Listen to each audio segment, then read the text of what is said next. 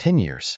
A decade that once sparkled with the promise of eternal companionship had subtly dimmed into a routine existence for me, a 38-year-old woman, and my husband, aged 42. Our marriage, once a vibrant tapestry of love and mutual respect, had gradually frayed into a mundane partnership devoid of the affection and passion that once defined us. In the early years, our love was the kind spoken of in fairy tales. We would find any excuse to be near each other, our conversations stretching late into the night, filled with dreams and laughter. Physical affection was abundant, a touch, a kiss, a hug. These were the unspoken languages of our love. But as time passed, these moments of closeness became rare, almost like fleeting shadows. I often found myself lying awake in our bed, feeling the cold distance between us.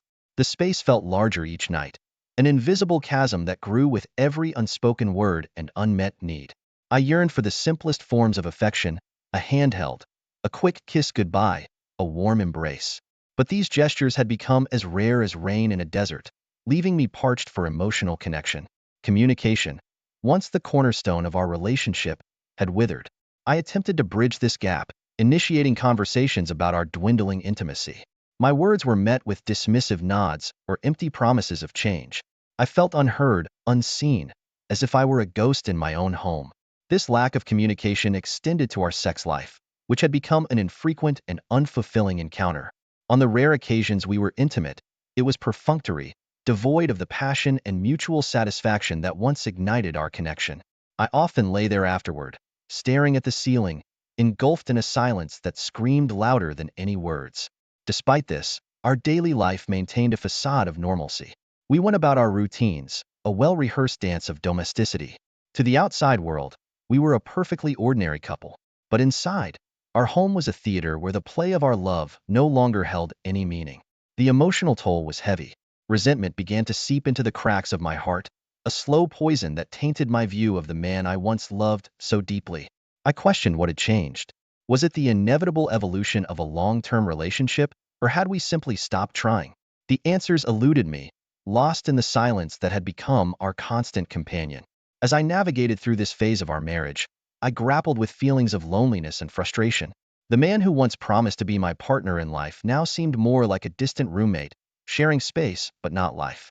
The void between us grew, filled with unspoken words and unmet needs, a testament to a love that once was but now seemed a distant memory. In this state of emotional limbo, I found myself at a crossroads, yearning for the affection and connection that had once defined our union. Yet, I remained hopeful, clinging to the remnants of a love that seemed to be slipping away with each passing day. The office, a place of mundane routines and endless paperwork, unexpectedly became the stage for a seismic shift in my life. It started innocuously with my coworker, a 44-year-old man whose desk was just a casual stroll from mine. He was charming in a nonchalant way, his humor a refreshing break from the monochrome of daily tasks. Our initial interactions were trivial, exchanges about weekend plans or comments on the weather. However, his presence began to linger in my mind, a welcome distraction from the emotional desert I inhabited at home. His words, always laced with a hint of flirtation, started to ignite something within me that I thought had long since extinguished. His compliments were like a balm to my bruised self-esteem. When he remarked how my new haircut suited me or noticed the color of my blouse, I felt seen in a way I hadn't in years. There was a growing warmth in his gaze that made my heart race, a sensation I hadn't felt in what seemed like an eternity. The flirtation escalated subtly. Shared lunches turned into coffee breaks just for two. Our conversations ventured beyond the safe territories of work and weather, delving into personal territories. I learned about his hobbies, his aspirations, the contours of his life outside the office walls. And in turn, I found myself sharing pieces of my own life, the joys and the sorrows.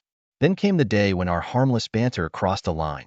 It was an accidental brush of hands, as we both reached for a document, but the electricity of that touch sent shockwaves through me. It was as if a dormant volcano had suddenly come to life, sending a rush of adrenaline and desire coursing through my veins. The first kiss happened in a moment that was both unexpected and yet, somehow, inevitable. We were working late, the office quiet and deserted. The air between us crackled with unspoken tension. When his lips met mine, it was a confluence of desperation and desire. It was a kiss that spoke of unfulfilled needs and a hunger for connection. That night, we crossed the final boundary. It was in a secluded part of the city, away from the prying eyes of those who knew us. The lovemaking was intense and passionate, a stark contrast to the mechanical interactions with my husband. In his arms, I felt desired, alive, a stark reminder of what I had been missing. Yet, as I lay there in the aftermath, a tangle of satisfaction and guilt, I knew I would soon be returning home to my husband. The thought brought a crushing weight of reality down upon me. I had stepped into a realm of betrayal, driven by a longing for something that had been absent in my life for far too long.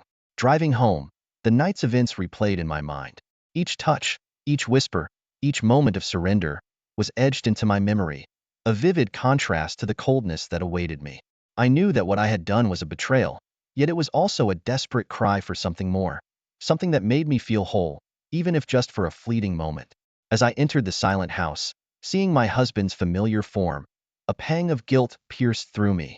The contrast between the passion of the night and the emptiness of my marriage was stark and jarring. I was now living a double life, caught between duty and desire, fulfillment and fidelity. In the weeks that followed that fateful night, my life became a complex tapestry of concealed emotions and clandestine meetings. The affair with my coworker, once a momentary lapse, had evolved into a series of stolen moments, each one adding weight to the secret I carried. The dual life I led was exhilarating yet exhausting.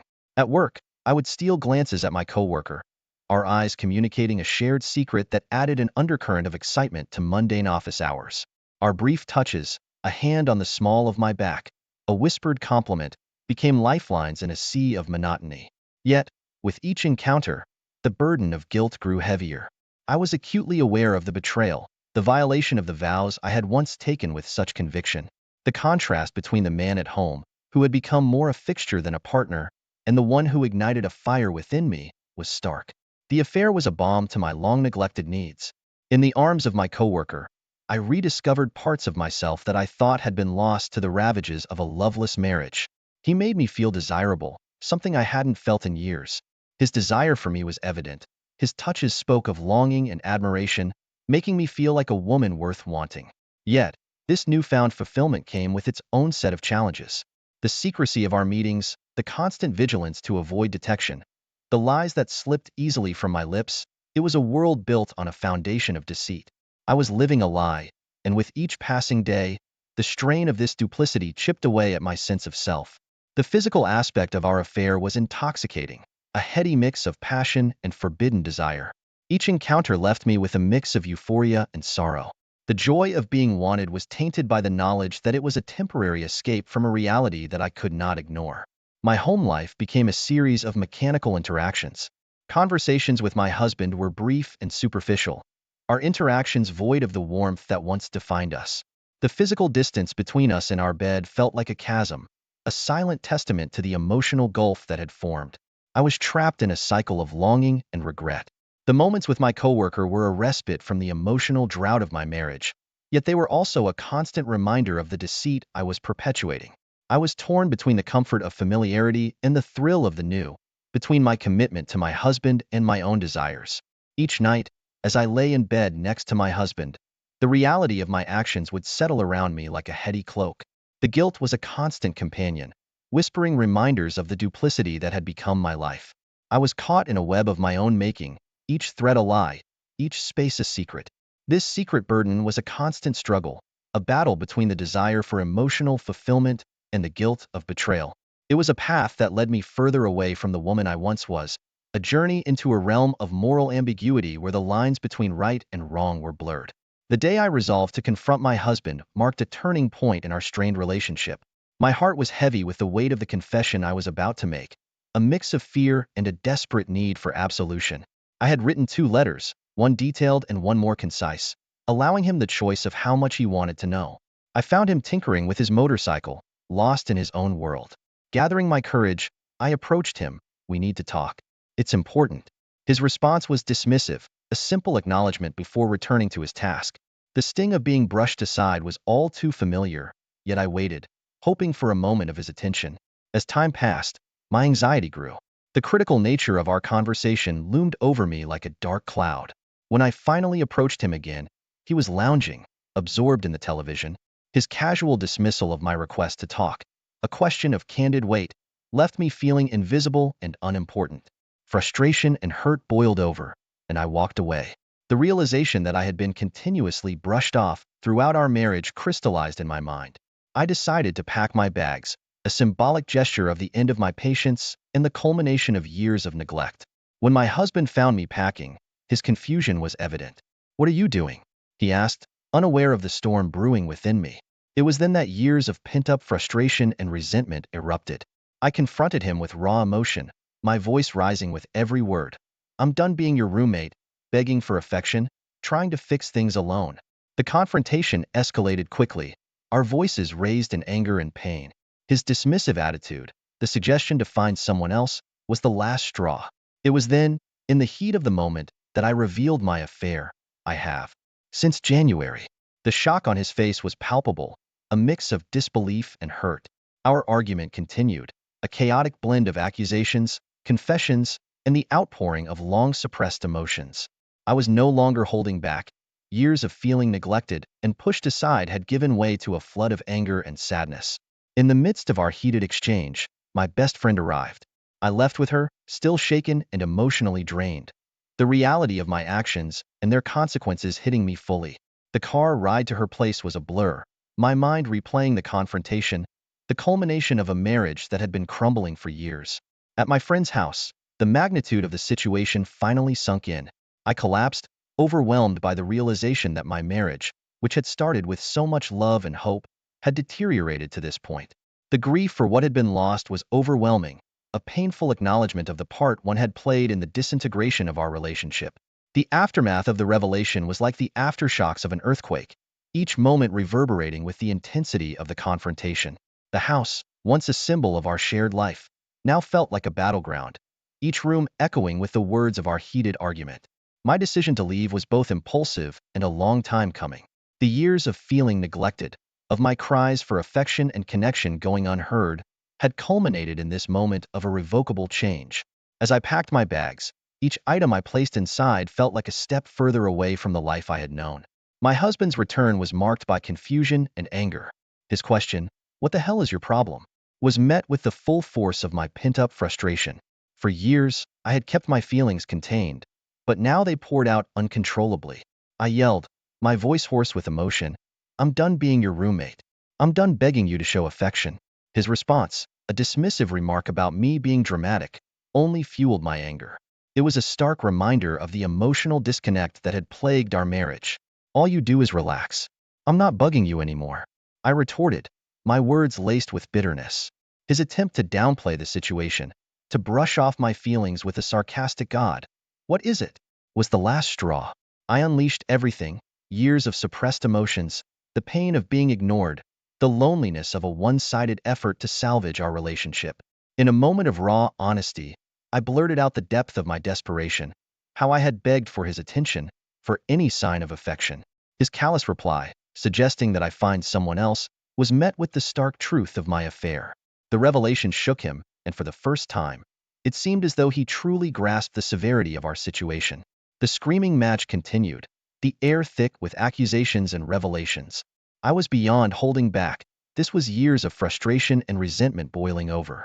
Even as my best friend arrived, the argument raged on, a verbal manifestation of the emotional turmoil that had been brewing for years.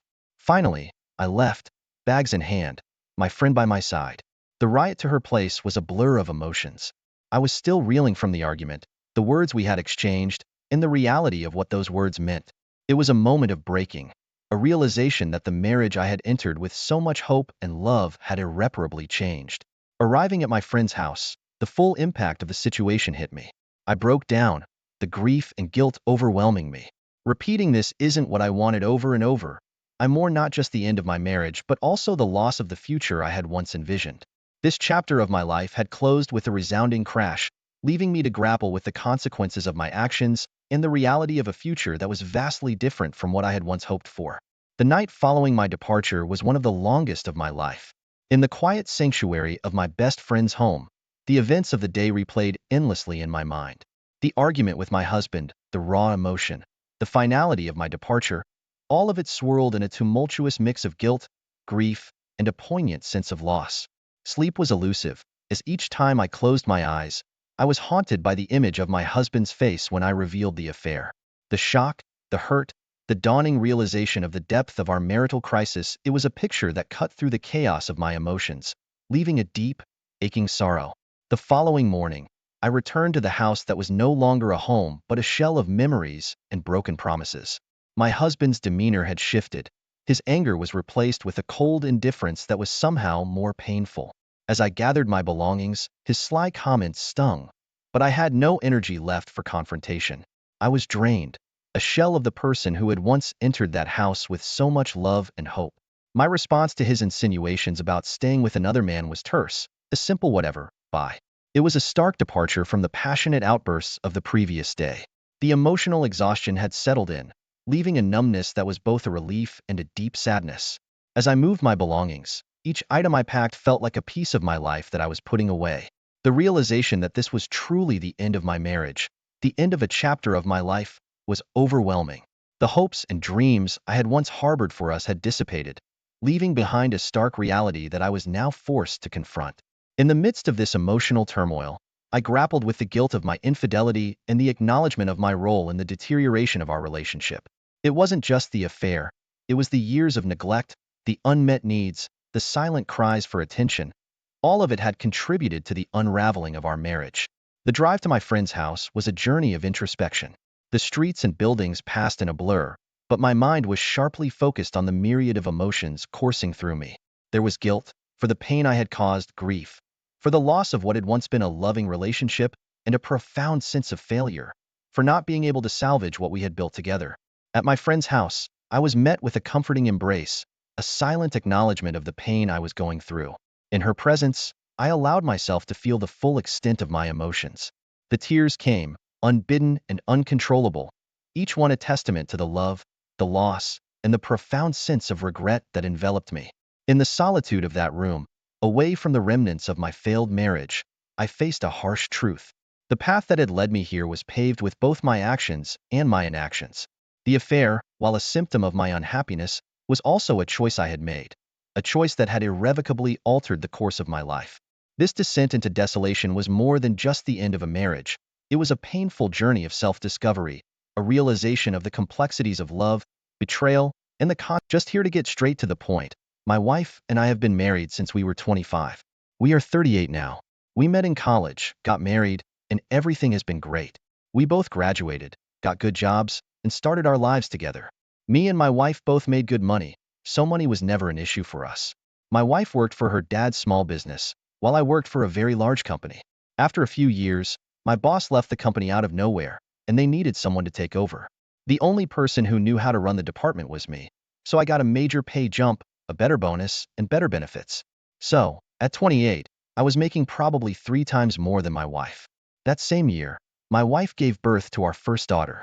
Then, 2 years later, our second. My wife, due to working for her father, was able to be more diverse in working. Well, around 5 years ago, my father-in-law passed away unexpectedly. That left my mother-in-law and wife in a hard position. Sell the company or run it themselves. My mother-in-law had no clue how to run it, so my wife said she would do it. After my wife took the company, it did just as well as when her father ran it. With that being said, my wife got a huge pay increase, more than me. I was proud of her. Going from a basic worker to running a whole company isn't easy. Anyway, our daughters started suffering from not seeing their parents. Me and my wife discussed one of us staying home. She said, "The company you work for will be fine without you. Mine could go under." I agreed. So I quit my job and became a stay-at-home dad and husband. I do everything. I make sure the girls are all taken care of.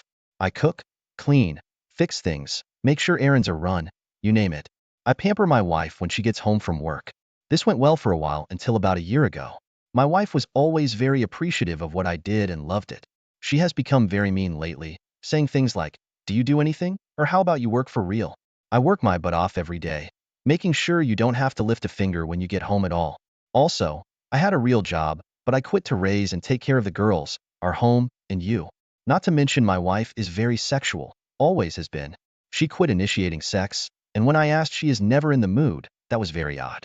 Eventually, I quit trying. I just thought, with all the pandemic crap and everything else, she was just very stressed, and it was getting to her. I started trying harder to make her happy. Nothing ever worked. Last weekend, My oldest had a softball game. So, I get everything ready and we go. During the game, I wanted to take a video of my mom and dad, since they live in another state and don't get to see my daughters that often. I forgot my phone, so I asked my wife if I could see hers. She hadn't been attached to it all day, so it would be good for her to get off it. Anyway, she hands it to me and says she is going to get a drink and a snack. She gets up. I video my daughter when a message comes up on some app. I check, and I can't even fathom what I see. My wife and this guy from her work, who is 8 years younger, are sexting and sending videos and pics, talking about how great the sex was, and then me. He is saying how I am some wimp who can't get a real job taking care of his woman, and my wife agrees with him. I couldn't believe what I saw. I was so devastated and angry all at the same time. I heard my wife coming back, so I closed the app and started videoing. On the ride home, and when we get home, my wife tries to talk to me, and I am not in the mood. Eventually, we lay in bed, and for the first time, I guess they hadn't met in a while, trying to have sex. I tell her I am not in a mood. She says, if you are going to be a bitch about everything, you can sleep on the couch. I got up and went to the couch, and now I've been here since. I don't know how to move forward with this. I really just don't know where to start. My wife was my everything. My girls are my world, and all of that is dying. Update. First off, I do have the text, pics, videos, and everything. Second, I don't any of the company. It is 50 to 50 between her and my mother-in-law. Third, I can't sleep in bed. I have been sleeping in the guest bedroom every night, and that is where I will be staying. To answer, I have decided to divorce her. Anyway, this morning, I called a firm in another town to avoid anyone finding out. Thankfully, they were able to get me in this morning, as someone had canceled. After dropping off my girls, I drove over there. To make a long story short, he is a good lawyer. I showed him what I had. He said that luckily for me, with the evidence I have, she will be pretty much screwed in the divorce. Seeing as I quit my job to raise our girls, she is never home. She is having an affair, prioritizes this man over me and my girls, and she will lose very easily. He basically said we will get child support and alimony. I will keep the house, and she will have to pay for it as long as my girls live there. Also, he stated that we could even try for more money, since I am considered no longer viable in the working world, to help me pay for more education to get a job. Some of you were right. He said to not work until after the divorce is over. He said since you are the husband, if you have a job, you can lose a lot of this. He asked if I wanted full custody. I said that I don't mind my wife seeing her girls on the affair in the marital home. I can basically do what I want. He also stated that bringing over a strange man to the house put the girls in danger and makes her guilty. So, I will be going for full custody, where she can get weekends once maybe twice a month. No man will be allowed around my girls, and if there are, she could face problems with me if I find out. I just don't want that piece of garbage around my girls. He eventually said to keep quiet until the draft are ready, and then he will issue someone to serve her and have it issued that she is required to leave the home. He said he should have it done sometime next week. Update. To preface, I have talked to my lawyer about these posts. I didn't go into too much detail. They did tell me though as long as I keep them brief and not super specific that I can post, but I just have to be careful about what I put on to not lead to too many details. That is that. We will start with the test. I was able to get an STD on myself and a paternity test on my girls.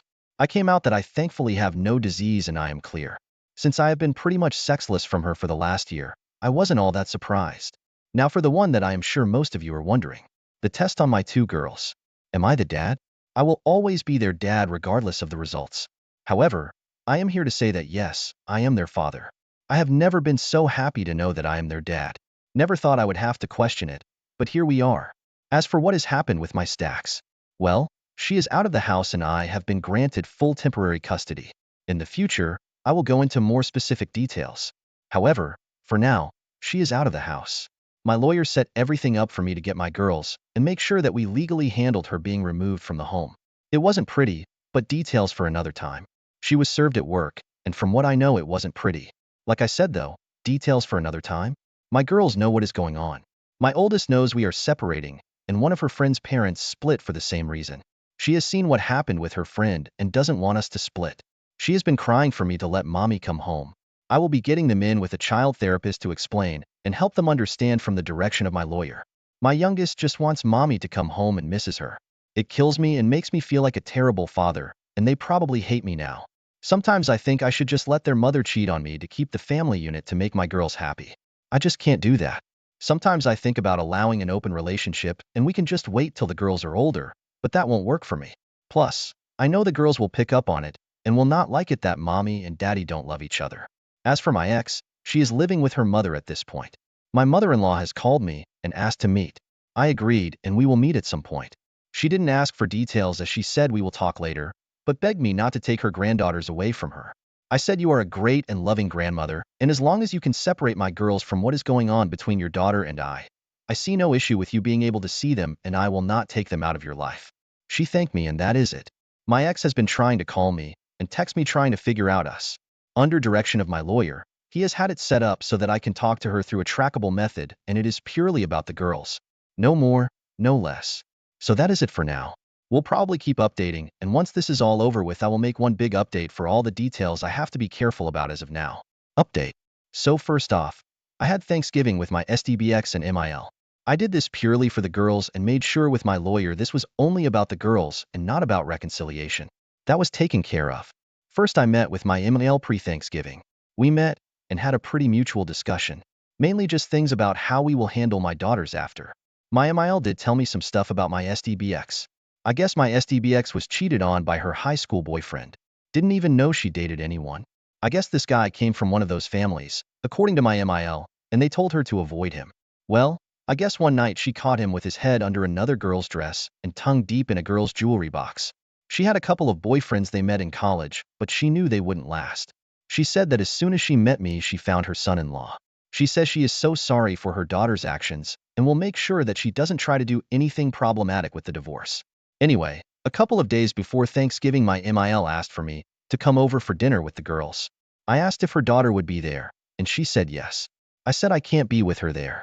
She said she understands, but asked if we could put on the holiday one more time for the girls. She said, I know you have a lawyer. Ask them, and if they said it is a bad idea, I get it. I did, and they said to tell your wife via the app this is purely for the girls to avoid any confusion. So I did.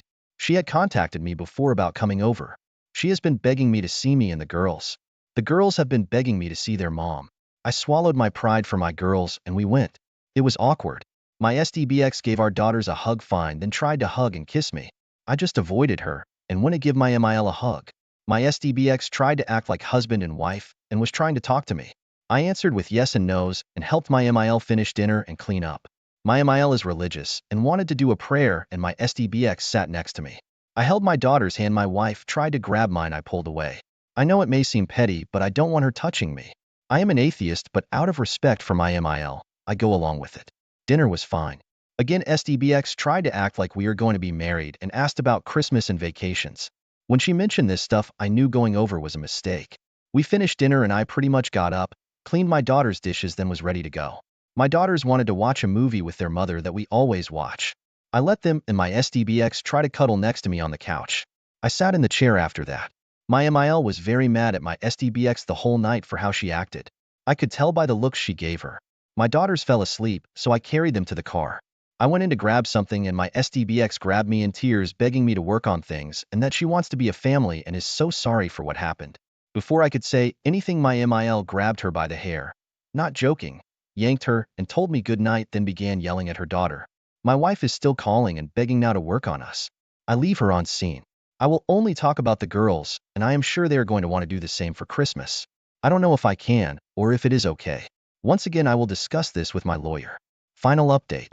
This will not be long, but things have gotten very bad for my girls. Basically, my girls had 2 sessions this week with their therapist. The first one was good. My girls came out with what seemed to be more peaceful and calmer than usual. I talked to the therapist after, and she seemed to be very good and understood my girls well. So I took them to their second one and things went horribly. Basically, the therapist explained in age-appropriate terms that the reason me and their mother are separating is because they're cheated, had an affair, and betrayed me. I knew eventually she would, but I didn't think it would happen this soon. I want to get my girls, and basically it was a burst of tears and them climbing all over me and giving me hugs, crying, saying they love me. I am happy they love me, but this is not what I wanted to happen with my girls. I asked the therapist why did she tell them. She said the girls knew you two are separating, and the girls noticed you seem to be really mean and unloving with their mother. Your girls aren't stupid, she told me. They know how you are, and they know how you treat their mom. They wanted to know why you were separating. I tried to walk around it the best I could, she said, but the girls are not going to progress in therapy if we don't tell them. I am not going to go into detail on what exactly she said to them, but it was age appropriate. They now know the age-appropriate version of their mother being unfaithful.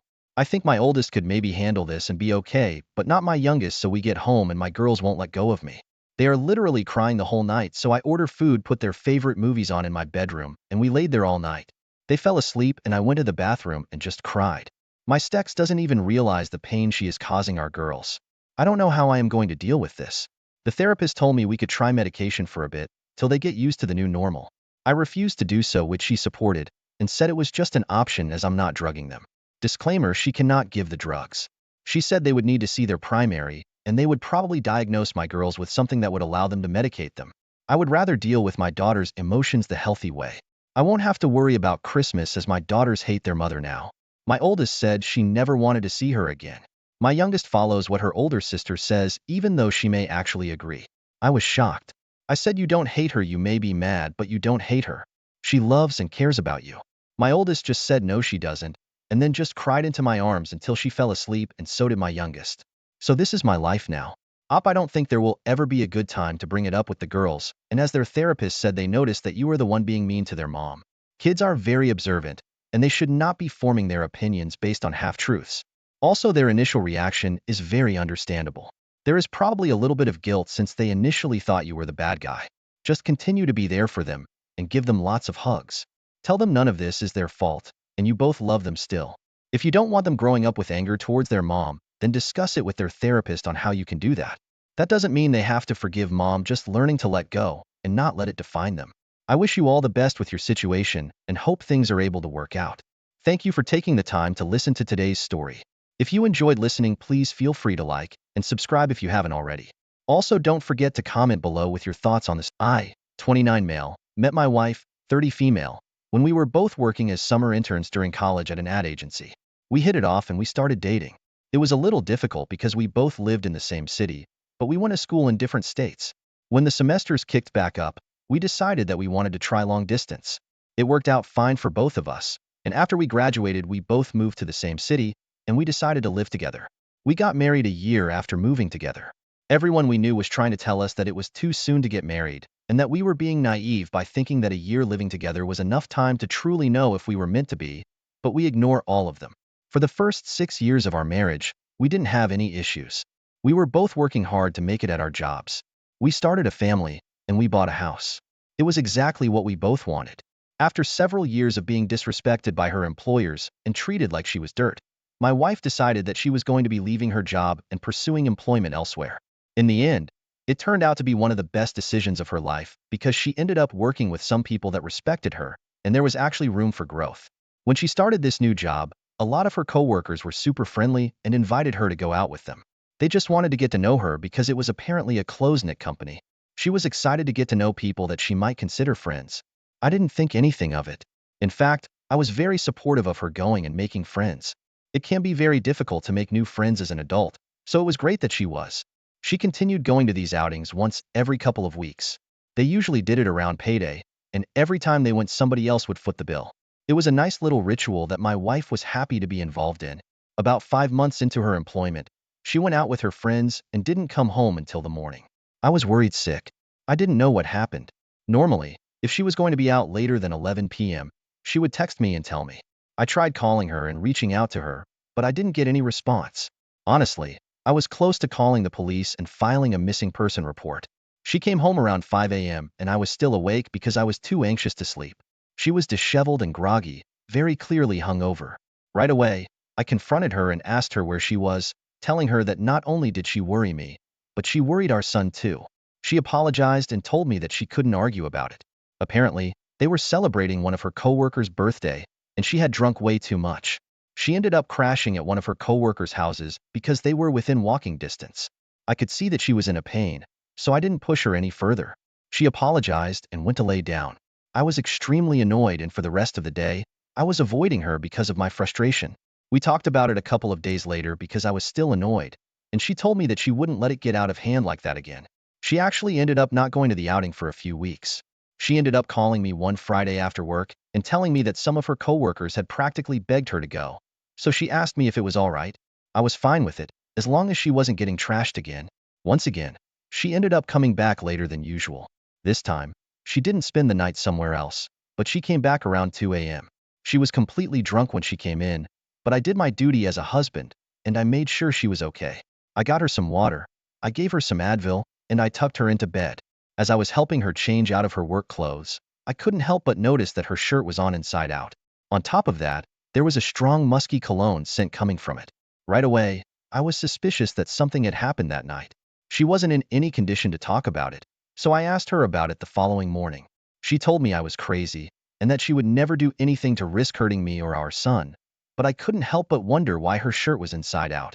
She went out the following week, and once again didn't come home until the middle of the night. She was drunk and apologizing to me, which I assumed at the time was because of how drunk she was. Once again, I smelled the same cologne I did last time. That was enough for me. When she passed out, I grabbed her phone and looked through it. I found her work group chat and looked through all of the people, then searched her private chats with them all. I found one for a coworker, let's call him Jim, and she and Jim had apparently kissed. My wife had messaged him and told him that it was just a drunken mistake, and it wouldn't happen again. She told him that there was nothing that they needed to worry about, as long as it didn't happen anymore. But Jim wanted to go even further. He told her that they had been flirting, and he's been thinking about it for a long time. It was surprisingly easy for my wife to confess that she was also thinking about him. The night before, Jim texted her and asked her if she would go out for drinks. She was hesitant to do so, because she worried that they would take a step further in their relationship. Jim said that he wasn't going to pressure her to do anything that she didn't want to, but he just wanted to be around her. She agreed to go, and what happened after that I could only assume was them pushing their relationship to the next level. However, I didn't have any proof that they had sex. I didn't say anything about it right away, because I wanted that proof before I confronted her, and she tried to deny it again. She told me the following Wednesday that she was going to go out on Friday night again. I told her it was fine. That gave me just enough time to hire a babysitter and follow her as she did. She went out to the bar with her colleagues. I could see them through one of the windows while I sat in my car outside. One by one, all of her colleagues were leaving the bar and going home. My wife stayed until she was left with Jim all alone. As the last colleague left, Jim reached over, grabbed her, and kissed her. My wife tossed her arms around his shoulders and really soaked in the embrace. I snapped a couple of pictures of that, but I needed more proof than a kiss. They paid the bill and shortly after hopped into Jim's car. I followed them to a parking lot where they went off in the distance, far away from everyone else.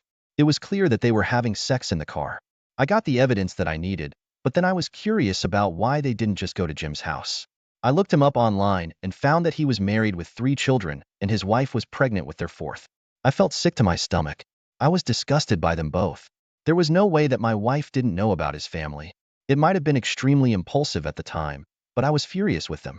I called the cops and reported them for having sex in the car. It was dark out, but it was still clear what was going on in there. They were in public in a parking lot where anybody could walk by. I stayed and watched while a cop car strolled up and pulled them both out of the vehicle to talk to them. They weren't arrested, but the cop did slap them with a fine or ticket for public indecency. I thought it was hilarious. My wife was going to have to explain that to me. I couldn't wait to see what she came up with before I showed her the evidence. I got back home and sent the babysitter away before my wife got there, curious to see what she would tell me about her night. I asked her how it was, and she huffed that she got fined for public indecency. I played dumb and asked about how she got it.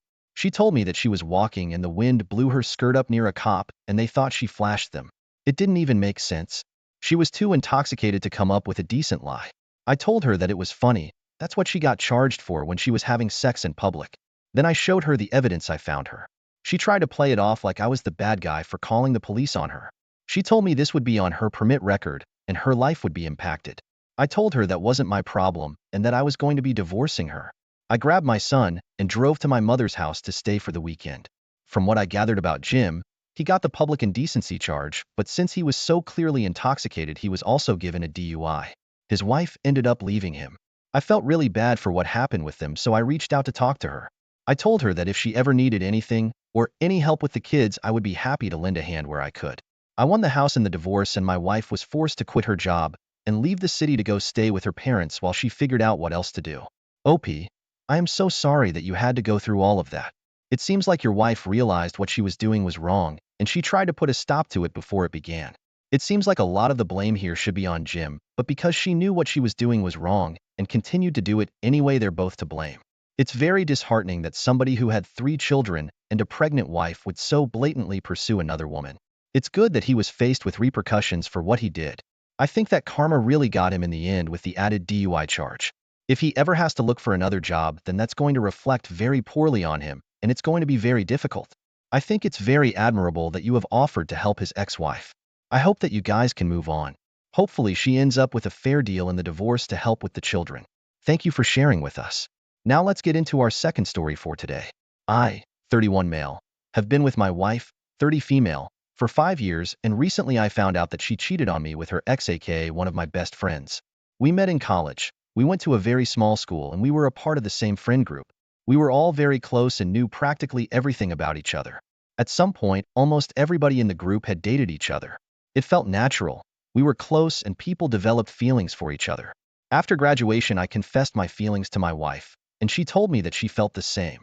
We decided to give our relationship a shot, and things went really well for us.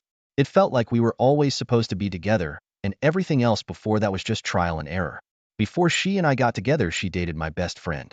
I considered him to be one of the most important people in my life. When they were dating, everybody in the group would always joke about how they were couple goals.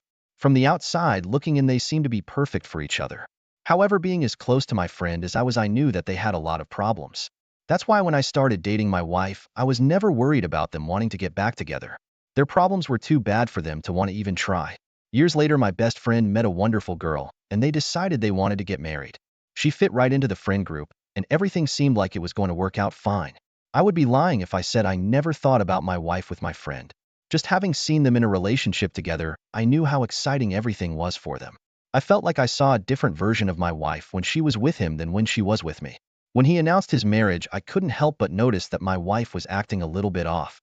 She said she was happy for them and that she was supportive of their engagement, but I couldn't shake the feeling that it was a lie. One night, I let my insecurities get the better of me while I had a couple of drinks, and I asked her about it. We ended up getting into a huge argument where she told me that I was wrong for even thinking she was interested in anyone else. At the end of the night, she told me to leave our apartment because she was so angry. I ended up going to my best friend's house where I told him exactly what happened. He reassured me himself that when they had broken up, it was for a reason. I felt kind of silly after the fact. My best friend was about to get married and he was happy, and my wife was happy with me. I apologized to both of them for creating drama out of nothing, and we moved on. My best friend's wedding was getting closer, and I was busy preparing for my best man's speech. He meant the absolute world to me, so I wanted to do something that would be heartfelt but also funny. I thought that maybe playing a little joke on him at first would be fitting for our relationship. During the reception, there was going to be a large projector to show some highlights of the relationship between my best friend and his fiancée. I thought that it might be funny to add some embarrassing pictures of him. I had the idea to just tell a few short anecdotes about how much of a mess he was before he met his fiancée, then to show some of the nicer pictures of him after the fact. My wife was at work and my computer had recently been on the fritz, so when I went to look at all the pictures I had on my hard drive, I had to use my wife's computer. I didn't go looking for anything on her computer. It popped up at the most unfortunate time. She had desktop notifications set up for her Facebook account. All of our group chats were through Facebook Messenger, so I saw a bunch of those notifications pop up while I was looking through pictures. In the middle of my search, I saw a notification come up from my best friend. It was a little bit alarming because I didn't think they really had private conversations with each other anymore. A lot of the insecurities that I had popped up again. I didn't want to snoop and look at it, so I tried to ignore it. However, shortly after I received one notification, there was another. More kept coming up, and I was only able to read snippets of them before they would disappear. I was getting the sense that they were having an active conversation. I saw one message that said maybe we ended things too early. That was enough for me to need to know more about the conversation. I opened the chat and read over the conversation they were having. I looked back further and realized that for several days they had been chatting and talking about some of the things they used to do together. My friend said that he loved his fiancée, but he thought that she was boring. He was complaining to my wife about their sex life and saying that it was unsatisfying to him. He remembered some of the times he and my wife used to have and described them in explicit detail. My wife went along with it instead of shutting it down. They were both talking about some of the things they did while they were studying abroad for a while, when they went on trips together, and when they were sneaking around in public. At the end of the conversation, my friend said that he thought about her while he was with his fiancée. I felt like my heart was ripped in two when I saw my wife say that she thought about him while she was with me. While they were talking, I was watching the entire conversation happen live. They didn't want to risk throwing away the chemistry they had, so they set a date to be together. They were going to try to figure out if they were going to give it another try or not. I was supposed to be going on a work retreat for one night the following Friday, so that's when they decided to meet. I started screenshotting some of the messages where they talked about setting a date and recounting their memories, but as I was going, the messages were getting deleted. I decided to pretend like nothing was happening when my wife got home, but I was already thinking of ways that I could get back at them for what they were planning. The Friday that they planned to be together came, and I made sure I was able to get some evidence of their affair. I installed a remote viewing camera, and while they were in the bedroom fully having sex with each other, I took a couple of pictures for my evidence. I got everything in order. I consulted with a divorce attorney and I was ready to serve my wife the papers. The day of the wedding finally came, and I was unsure of how I was going to go about everything. I had a plan, but I was starting to doubt myself. I had a perfect plan to expose both my wife and friend for their time together, but I started to think that maybe it wasn't the right place. The more I saw my friend with his fiancée, the more it made me want to do it. They had both betrayed our trust, and I wanted to humiliate them. During the reception, it was time for the speeches. I started my speech as if I were giving a nice little talk about my friend. The projector came on, and instead of showing pictures of my friend and his fiancée, I showed pictures of my friend and my wife. I was able to find some pictures that corresponded with the stuff they were saying in their messages. I recited those messages as the pictures appeared on the screen. Toward the end, I added in a picture of them sleeping together with the date. It was only 2 weeks before the wedding. Chaos erupted around us, and I just stood there and watched it happen. My wife stormed up to me to ask what I was doing, and I just told her that it was over and we would be getting divorced. My friend was getting chewed out by his fiancée, and her father looked like he might actually kill him. It's safe to say I completely ruined the wedding. I ended up divorcing my wife, getting to keep the house, the car, everything. My friend and fiancée annulled their marriage. His fiancée's father forced him to pay back everything he spent on the wedding and threatened litigation. My ex-wife and ex-best friend decided they wanted to try and see if they could work things out. They dated for about a week, and the same issues they had when they were in college popped up and they broke up. So it really was all for nothing. They just showed their true colors to everyone. Opie, I'm so sorry you had to go through that. Having your wife cheat on you is already bad enough, but when it's with somebody like a best friend, it's unimaginable. They were two people that you thought you could trust, and they proved to be selfish and untrustworthy. Your gut instinct told you that there was something wrong with their relationship, and you were right to question her about it. Maybe at the time there wasn't anything going on, but it seems like when they were faced with it, they caved in. I think it might have been better to do something before the wedding, however, since your ex-best friend had to pay for the wedding, it was justified. Hopefully you and the fiancé of your ex-friend can move past what happened, and you won't let this hold you back from meeting other genuine good people. Thank you all for taking the time to listen to today's stories. If you enjoyed listening, please feel free to like and subscribe if you haven't already. Also, comment below with your thoughts on what happened. If there is a story you would like to share with me about your situation or someone else's, then please do not hesitate to contact. To make sure you don't miss the next story, subscribe to the channel below this video, and don't forget to like it and share your opinions in the comments. Friends, you're going to love today's story. I'm sure you will. So get comfortable and enjoy listening. We begin. Until I was 19, I didn't have women. At 19, shortly after my birthday, I slept with a woman for the first time. Her name was Luba. She was 2 years older than me. We started dating. Luba was a typical girl of easy virtue. Almost every day she drank, played around, cheated on me with everyone. She didn't even miss my friends. It was a ridiculous affair. At Manius, I will attach what kept me near her for almost 3 months. After another, rather cynical cheating on her with my neighbor, I broke off relations with her. There were horrible tantrums on her part, tears, requests, and pleas. But except for disgust, my first woman did not cause me anything. In general, with difficulty, we parted. Soon after parting with Luba, I met my first love, Olga. I changed my name. Our acquaintance was unnatural and atypical. There is a type of girl who sleeps with everyone, not by choice, but by compulsion. Olga slept with a boy when she was 14. She thought it was love. The boy, naturally, didn't love her. He bragged to a friend. The friend wanted to sleep with her too. They tricked her into it. They bragged to others. They wanted to do it too. In the long run, they tricked and threatened her and forced her to sleep with the rest of the group. Then they got fed up with Olga and handed her over to another company. And she began to go around. And it went on like that for 2 years. By that time, rumors about her dependability had spread far beyond her company. Almost our whole little town knew about her. My friend and I got to know her. We got to know her, invited her to my house, and slept with her, both of us. We didn't even talk her into it. Soon my friend went back to his girlfriend, and Olga and I stayed alone with her all night. And as it happened that night, you won't believe it, but that night we fell in love with each other. Yeah, I knew she was a whore. I knew our love wasn't real. I knew it wasn't real. I knew it shouldn't be. But love is love. We fell in love, that's all. And nothing else mattered. At first, everyone laughed at me, made fun of me. Her former lovers stepped up, looking for meetings with her. But we somehow fought it. We loved each other madly. We decided to get married and have children. We spent 9 happy months together. It hurt me, of course, to remember her past. It hurt to see every day her lovers meeting on the street. I was a romantic back then, but the pain was dulling. Love was taking over. The first betrayal from her side happened 9 months after our first meeting. All this time, Olga lived with me. But then suddenly she made up with her parents, and without saying a word to me, she left the city with them for Moscow. Just one day I came home, and she was gone. A month later, I found out that Olga was pregnant. She wrote to me herself. I went to fetch her.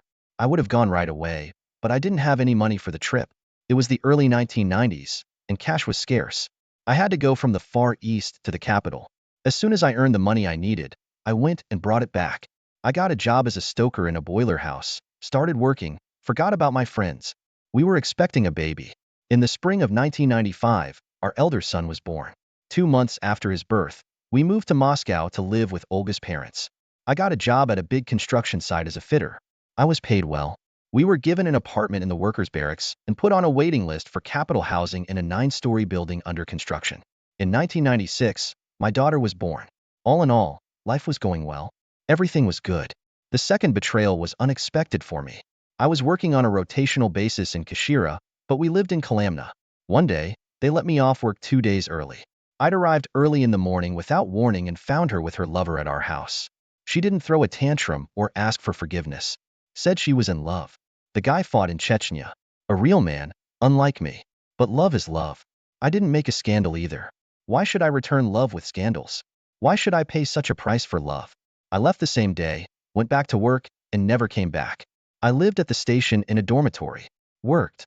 2 or 3 weeks later, I heard a rumor that this real man had left her, and she was already living with some officer, 10 years older than her. Then I found out that not only our whole place had been through, but almost the whole unit that was nearby. I got tired of putting up with it, so I filed for divorce. We made a deal with Olga. She stayed with our son in our apartment, and I left with my daughter to my mother in the Far East. Olga came to see me and my daughter after 6 months.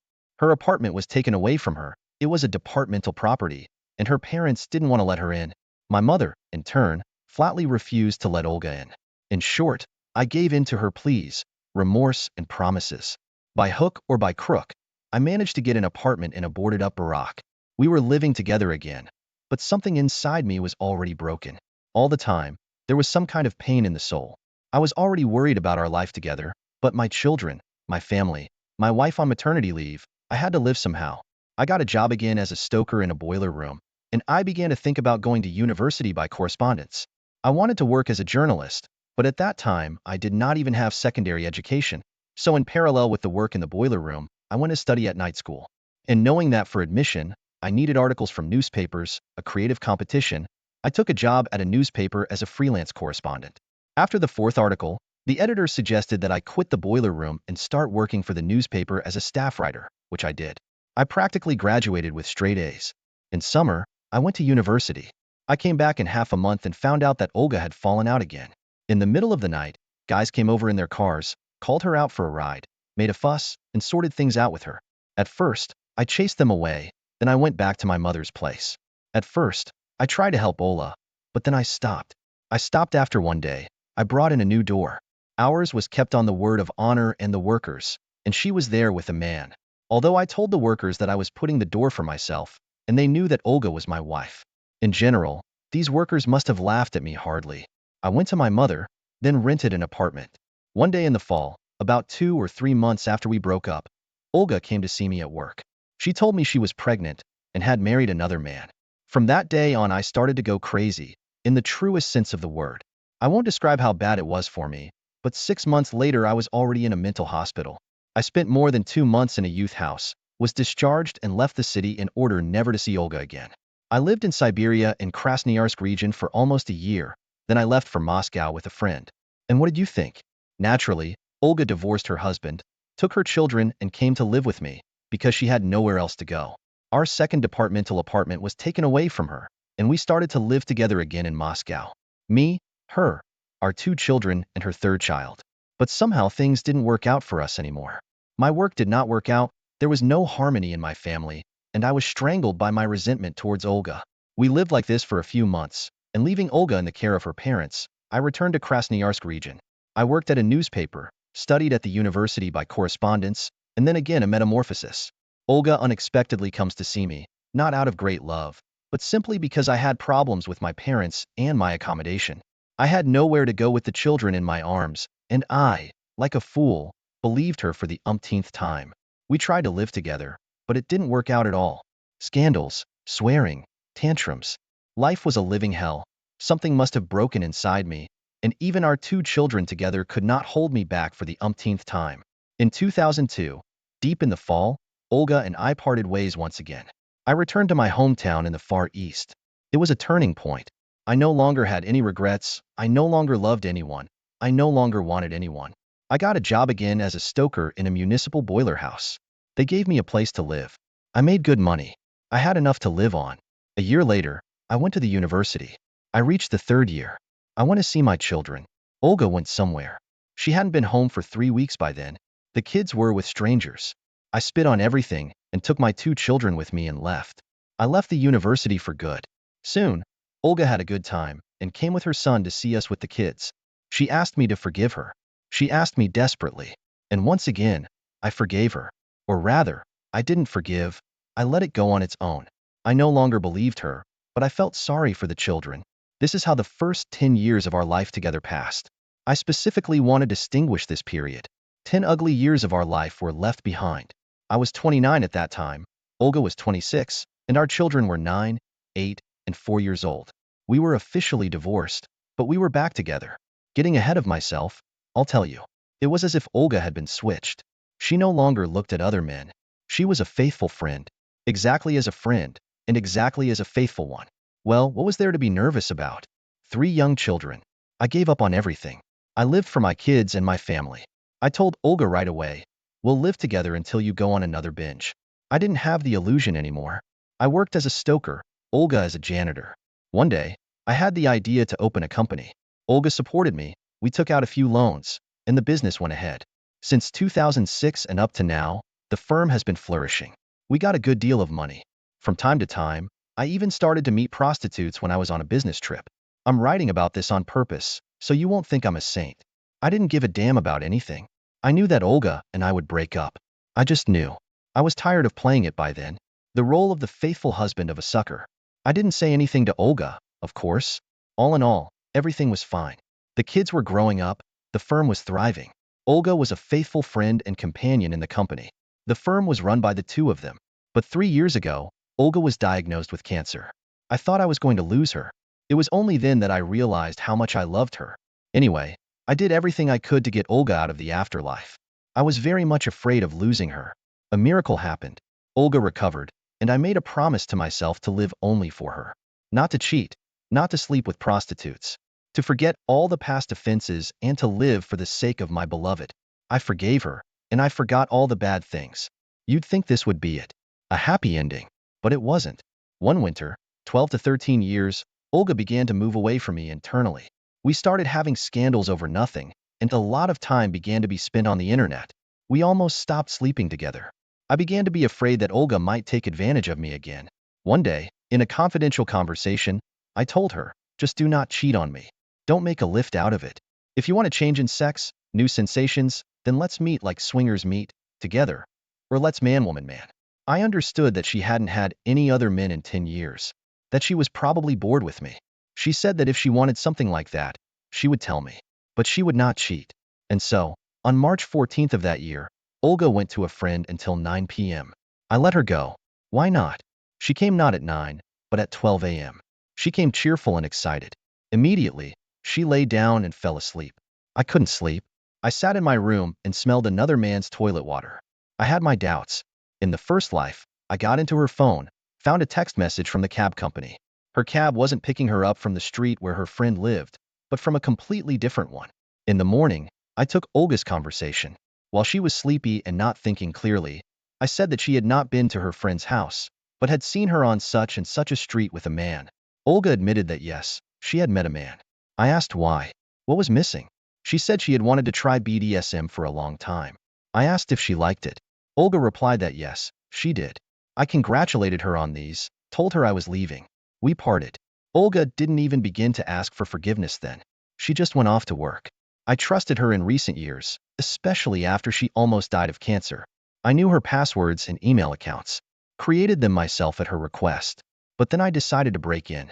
Hacked into her email account, found out she was registered on a BDSM site. Hacked into her profile. Turned out she had been actively looking for a sadistic lover for 3 months. There was a bunch of virtual correspondence where she was being humiliated and put down. It was clear from her that she had been communicating both on the web and on the phone. She was looking for a guy for a long time because the town was small, and there was no one from our town. Well, a sadist from our town registered there. And they met. And in fact, after that meeting I caught them. She was quite active on this site. She complained that her husband, I mean me, she is quite proud of Aisha. She complained that the subject corrodes from the inside and she looks at every man, whether he is sadistic or not. Just don't think I'm some kind of prude in this business. I've offered to play BDSM with her myself. I wanted to and liked such fantasies, but to play for a change. She, on the other hand, apparently needed to get into it head first. Or she just wanted to do it not with me. I don't know. And it doesn't matter anymore. Now, August and spring. It's like she's been switched again. Tantrums, tears. She says she doesn't want anything or anyone but me. She tries to please me in everything. I can see that she is very remorseful, forgives me to forgive and believe for the last time. Except I can't forgive now. Apparently, I've run out of goodbyes. Now look what we have. One firm between the two of us. Loans are $2 million in debt. Older children, students study in another city and need to support. Apartment, 2 dogs, a car, a bunch of stuff together. I am 39. Olga is 36. My kids are 18, 17, 14. And we have 20 years of life together behind us. And we have to give it all up. Because I can't live with her anymore. Psychologically, I can't live with her anymore. I'm sick of being cheated on. For the last 10 years, I thought I was fixed. But no, we're in the middle of a divorce. As soon as I'm done with the firm and the loans in 2 months, I'll leave. I'll leave everything to her. I'm going nowhere. No apartment, no family. I probably won't be able to go anywhere. Such a ridiculous life. I didn't write this to get advice. Advice I do not need. I decided myself. I am writing to the fact that there is a popular belief that the girls of easy virtue are faithful wives. They say they've been through fire and water and won't go out anymore. No, it's not like that. And my life is an example of that. That's why I say don't marry girls of easy virtue. Look for normal women. I'm not being slanderous. I'm just warning the young. Such is the story. Share in the comments what you think of this situation and the behavior of the characters. And thank you for listening to the story to the end. Don't forget to subscribe to the channel. And make sure you like this video. This will help you a lot in promoting the channel. You know, they say life's a party. But what they don't tell you is sometimes the music stops, the lights come on, and you're left staring at a mess. That was me, standing amidst the wreckage of what I thought was a happy marriage. Our 10th anniversary bash was the epitome of perfection, a lavish affair where laughter flowed as freely as the champagne. My wife, Julia, was the belle of the ball, her smile as bright as the diamonds I'd gifted her. I was on top of the world, a self-made man who just clinched a deal that was the cherry on top of my already thriving business. Life was good, or so I thought. But soon after, things started to change. Julia, once the anchor of my hectic life, became distant. Her presence at home dwindled. Work meetings and girls' nights filled her calendar. I tried to brush it off as a phase. After all, we were both busy adults, right? Then came the day that turned my doubts into cold, hard reality. I stumbled upon her phone, buzzing with a new message. Curiosity, they say, killed the cat. In my case, it shattered my world. The texts I saw were not just friendly, they were intimate, laced with a familiarity that twisted my gut into knots. They were from some guy named Mark, a name I'd never heard before. Confronting Julia was like igniting a powder keg. She denied everything, her words sharp and accusing. I was being paranoid, she claimed, suffocating her with my insecurities. But the trust between us had cracked, and I couldn't just let it go. So, I did what any desperate, cornered husband would do.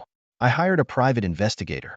It felt like a betrayal, a sordid step into a world I never thought I'd enter. Yet, I needed the truth, no matter how ugly it might turn out to be.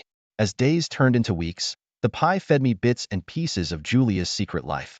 Each report, each photograph was a hammer blow to the life I'd built. It wasn't just texts anymore.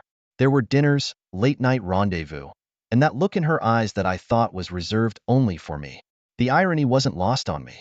Here I was, a man who prided himself on making smart, calculated decisions, completely blindsided in the most personal aspect of his life. I thought I knew her. I thought we were happy. But as the evidence piled up, I had to face the harsh truth. The woman I loved, the woman I'd built a life with, was a stranger. The day I got those photos from the pie was the day my world stopped spinning. There they were, glossy, undeniable proof of Julia's affair. Seeing her with another man was like a punch to the gut. I sat there, in my office, the pictures spread out on my desk like some grotesque collage, each one a betrayal. But nothing, absolutely nothing, could have prepared me for what came next. I was at work, right in the middle of a meeting when I got served. Divorce papers, in front of my entire team. The look of pity in their eyes was almost as painful as the contents of those papers. Julia was going for the jugular, not just half of our assets, but full custody of our kids, too. It felt like I was in some twisted nightmare. I moved out of our family home, our sanctuary of over a decade, and into a cramped apartment that echoed with the silence of my new reality. The walls were bare, the rooms filled with the ghosts of my former life. Adjusting was an understatement. I was sleepwalking through a life I didn't recognize. Then came the divorce proceedings. You see, in our society, divorce isn't just between two people. It's a spectacle, and ours was no exception. Accusations flew, dirty laundry was aired, and whatever shred of privacy or dignity I had left was trampled under the public's watchful eye. I'd become that guy, the one people whispered about in the corridors. The worst part? The affair went public. Julia's once pristine social image was now tainted. The same society that once adored her, now shunned her. The irony of it was cold comfort to me. I had wanted justice, sure, but watching her fall from grace wasn't as satisfying as I'd imagined. It was just sad, a grim reminder of how far we'd fallen. The days blurred into one another, each bringing its own set of challenges. I was fighting a battle on all fronts, personal, professional, legal. But in this whirlwind of chaos, there was a strange sense of clarity. It was as if the storm had stripped away all the pretenses, leaving me with nothing but the raw truth of my situation. And somewhere in that truth, I began to find the strength to rebuild, piece by painstaking piece. You'd think that after a scandal like mine, the worst thing would be the heartbreak or the loneliness. But no, it was watching the empire I built from scratch crumble before my eyes. Clients I'd worked with for years, clients I called friends, vanished.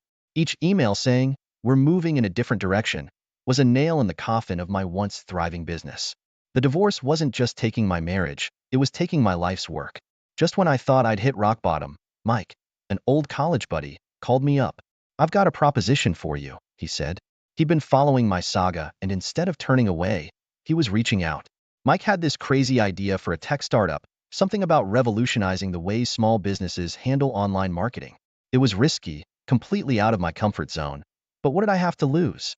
So, I dove in. I poured every ounce of energy into this new venture. The long nights, the endless research, the constant pitching to skeptical investors. It was exhausting but exhilarating. There's something about building something from nothing that reignites a fire in you. A fire I thought Julia had extinguished. Slowly but surely, we started to gain traction. Our small team was like a family, each of us driven by our own reasons, united by the common goal of proving ourselves. We landed our first major client, then another, and then another. It was more than just a business succeeding. It was my comeback story. Meanwhile, karma was having its way with Julia. Her lover, the man she wrecked our family for, walked out on her, cited the scandal and her manipulative ways as his reasons. Part of me felt vindicated, sure, but another part, a part one didn't want to acknowledge, felt sorry for her.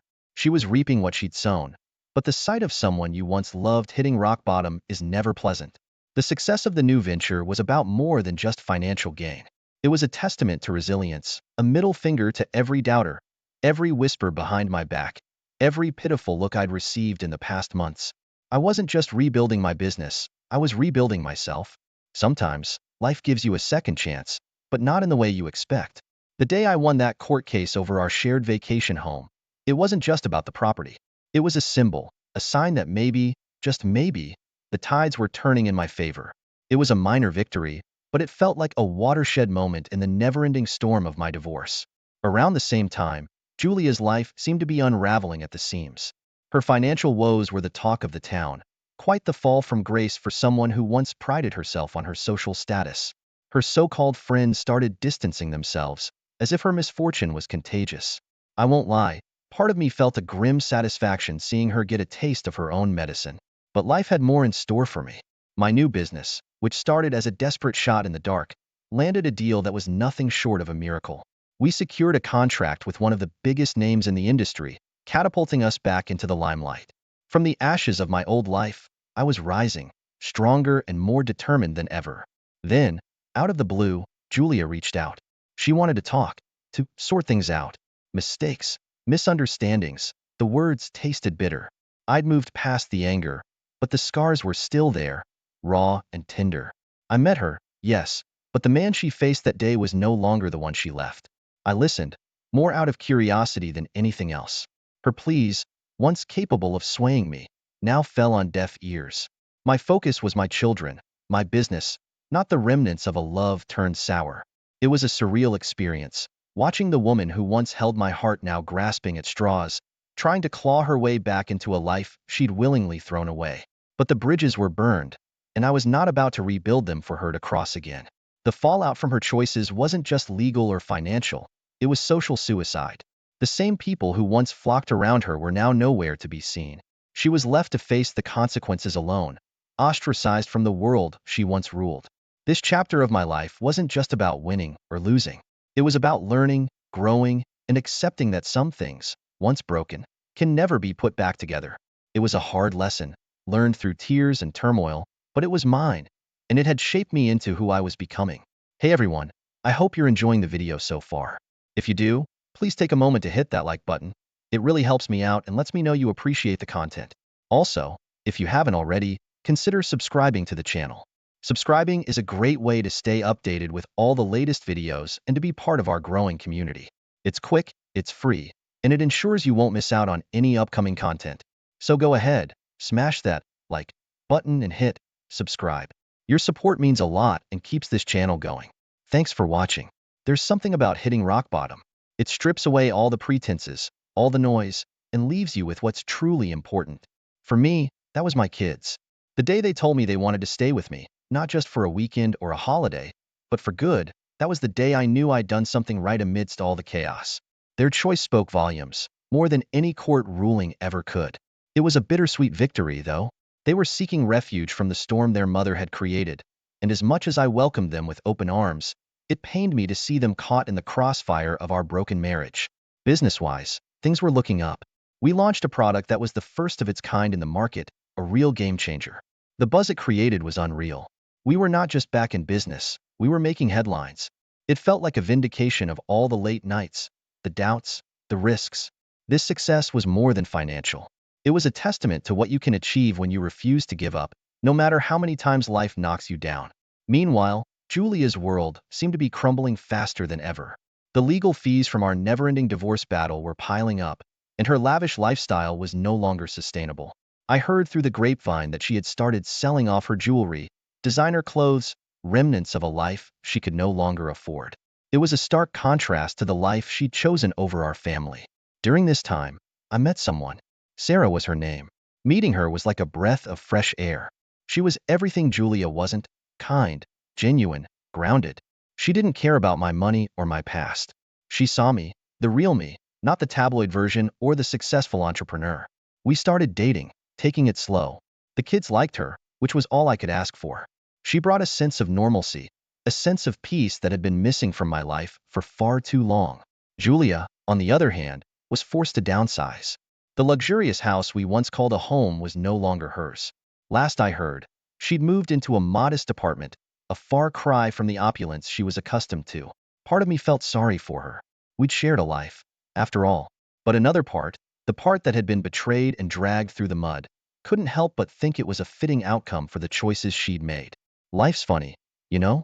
Just when you think you've got it all figured out, it throws you a curveball. But sometimes, those curveballs can lead to a home run. That's what happened when Sarah entered our lives. The kids took to her like fish to water. There was laughter in the house again. Real laughter. We'd sit around the dinner table, sharing stories, making plans. It felt like a family, a real family. Sarah had this way of making things feel normal, even when the world outside was anything but. But while we were finding our peace, Julia's world was falling apart. Social media can be brutal, and she was getting the brunt of it. The backlash was fierce. I'd see the comments, the judgments passed by strangers. It was a public shaming of the worst kind. I won't lie. Part of me thought she deserved it, but another part, maybe the fatherly part, felt bad. I knew the impact it was having on her mental health. It's one thing to face consequences, but another to be torn apart by the faceless masses. In the midst of all this, my business was thriving. We were making waves, and people were taking notice. I was awarded for my entrepreneurial spirit, for making a comeback against all odds. Standing there, accepting that award, I looked out and realized how far I'd come. From the depths of despair to a moment of triumph, it was a journey I'd never forget. It was more than an award.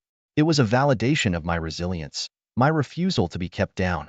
The fallout from the scandal was reaching far and wide, and it hit Julia hard when her own parents turned their backs on her. They were traditional, the kind who viewed family and reputation above all else. They couldn't stomach what she'd done, the scandal she'd caused. It was a harsh blow, losing her family over choices she'd made. I felt for the kids. They were caught in the middle of this familial rift, through no fault of their own.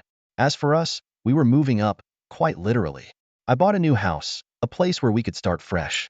It was spacious, with a big backyard for the kids, a place where they could grow, where we could make new memories. It was a symbol of our new beginning, a testament to the life we were building together. The day we moved in, I stood at the doorway, watching the kids run around, exploring every nook and cranny, Sarah organizing the kitchen, her laughter mingling with theirs. It felt right. It felt like home. Life's like a road, full of twists and turns. My road was veering towards a sunny horizon while Julia seemed to be stuck in a never-ending storm. I heard through the grapevine that she tried to start her own business, a boutique or something. But it tanked hard. No support, no connections. She'd burned too many bridges. I couldn't help but think it was a grim reminder of how alone she'd made herself. Meanwhile, our kids were thriving. Jack nailed every baseball game, and Lily, my little math whiz, was acing her classes. They'd come home with trophies and certificates, their faces beaming with pride. "Thanks, Dad," they'd say, "for always being there." Those words, let me tell you, they meant everything. It was proof that despite the mess, I was doing something right for them. The news about Julia's health hit me unexpectedly. Stress, loneliness, it was all taking its toll. I saw her once during this time, and the change was stark. The vibrant woman I once knew was now just a shadow, frail and hollow-eyed. Our marriage was long over, but it was hard to see her like that. The mother of my children, someone I once shared a life with. In the midst of this, something beautiful happened. I proposed to Sarah. It was nothing fancy, just us and a sunset. But when she said yes, it felt like a new chapter opening. We started planning a small wedding, nothing like the extravagant affair I had with Julia. This time, it was about us, about the simplicity of our love. But Julia, she wasn't done yet. She tried to stir up trouble, spreading rumors, trying to drag my name through the mud again.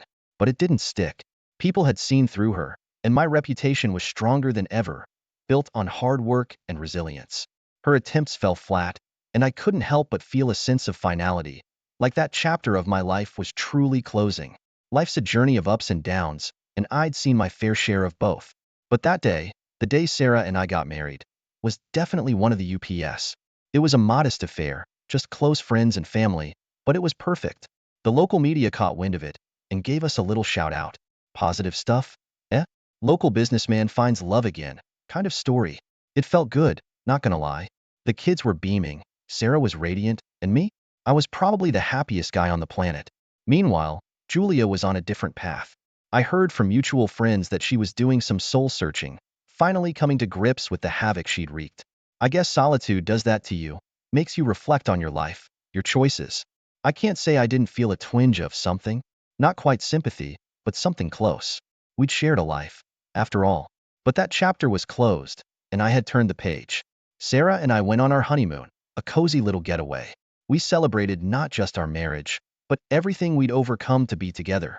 There were moments during those quiet evenings, watching the sunset, when I'd think about the roller coaster my life had been. From the depths of despair to finding love and happiness again. It was surreal. Sarah, with her unwavering support and love, had been my rock through it all. Back in town, Julia was reaching out to old friends, trying to mend fences. But it wasn't going well. Too many bridges had been burned, too many words had been said. It's tough, watching someone who was once a vital part of your world become an outcast. But we reap what we sow, and Julia was learning that the hard way. On the business front, things were booming. We were expanding internationally, breaking into markets I'd only dreamed of a few years back. It was a testament to the hard work and dedication of my team, and to the resilience we'd all shown. We were making waves, and it felt incredible to be leading the charge. It was one of those parent events, and Jack and Lily had to talk about their heroes. To my utter surprise, they both spoke about me, my struggles, my comeback, how I'd always been there for them. Their words, simple yet sincere, struck a chord in me. Amidst all the chaos, I'd managed to be a good dad, and that was worth more than any business success. Julia's descent continued. She was neck-deep in debt, struggling to keep a roof over her head. I heard she tried to start a business, write a book, anything to claw her way back. But nothing took off. The book, particularly, was a desperate move. A tell-all about our life, our marriage. But no publisher wanted to touch it.